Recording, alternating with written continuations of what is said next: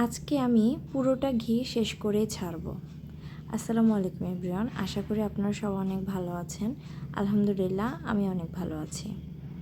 সকাল থেকে বিকাল পর্যন্ত আমি কি করেছি তারই ছোট্ট একটি ব্লগ আপনাদের সাথে শেয়ার করছি। ঘুম থেকে উঠেই প্রতিটি মেয়ের মাথায় কি চিন্তা আসে বলুন তো? বেসিক্যালি যারা বিবাহিত তাদের মাথায় কি চিন্তা আসে? আমার মাথায় তো এসেছে সকালে কি নাস্তা বানানো যায়। তো আজকে ঘুম থেকে উঠেছি আমি অনেক তাড়াতাড়ি, তারপরে রান্নাঘরে গিয়েই আমার চোখ পড়েছে ঘিয়ের দিকে। তারপরে ভাবলাম আজকে ঘি দিয়েই আমি কিছু একটা নাস্তা বানিয়ে ফেলবো। বাসায় আবার পাউরুটি ছিল, তাই ঝটপট আমি পাউরুটি দিয়ে ঘি দিয়ে ডিম ভেজে নিলাম এবং স্যামকে নাস্তা দিলাম।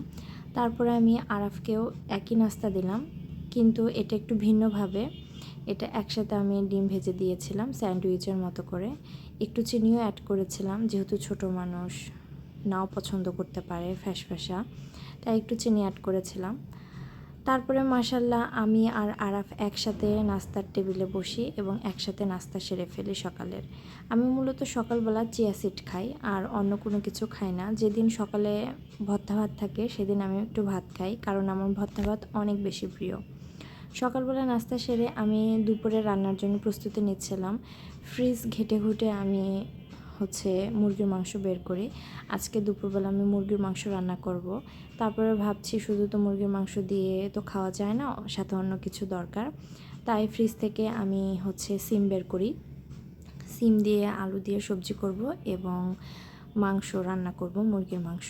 তো এগুলোর প্রস্তুতি আমি নিচ্ছিলাম, মাংসটা আমি ভিজিয়ে দিচ্ছিলাম। তারপরে এদিকে আমি কাটাকুটা সবগুলো সেরে নিচ্ছিলাম, কারণ আজকে আমাদের বাসায় যে খালা কাজ করে উনি বেসিক্যালি গ্রামের বাসায় বেড়াতে গিয়েছে, এই জন্য আমাকে সব কাটাকুটা সারতে হবে।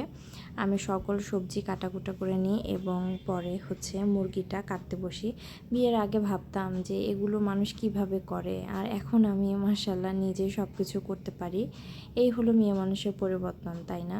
প্রতিটি মেয়ে মানুষই মনে বিয়ের পরে পরিবর্তন হয়ে যায়, অজানা অনেক কিছু জানতে পারে, শিখতে পারে।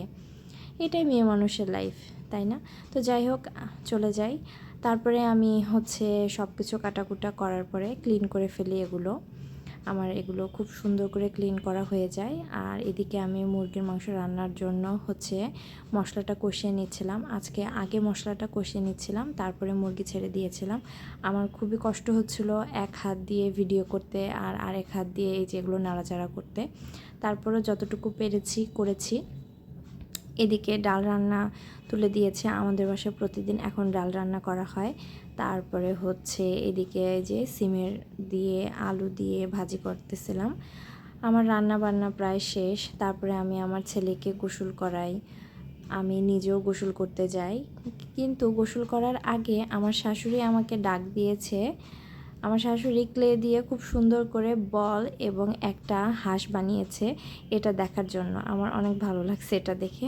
আমার শাশুড়ি অনেক এক্সপার্ট আর কি, এগুলোর দিক থেকে উনি অনেক জিনিস বানাতে পারে। তারপরে আমি আর আমার ছেলে দুপুরের খাবার একসাথেই খাই। আমি ওকে খেয়ে দিই আর আমিও খাই। তারপরে ও ঘুমিয়ে গেলে আমি একটু চা খাই, এটা আমার মি টাইম বললেই চলে। ওরা ঘুম থেকে উঠলে আয়জা আর আরাফ ওদেরকে নিয়ে আমি একটু মাঠে যাই বিকালবেলা আর কি। তারপরে দেখুন বিকালবেলাও মনে হয় রোদ অনেক গরম আর শেষ হচ্ছে না।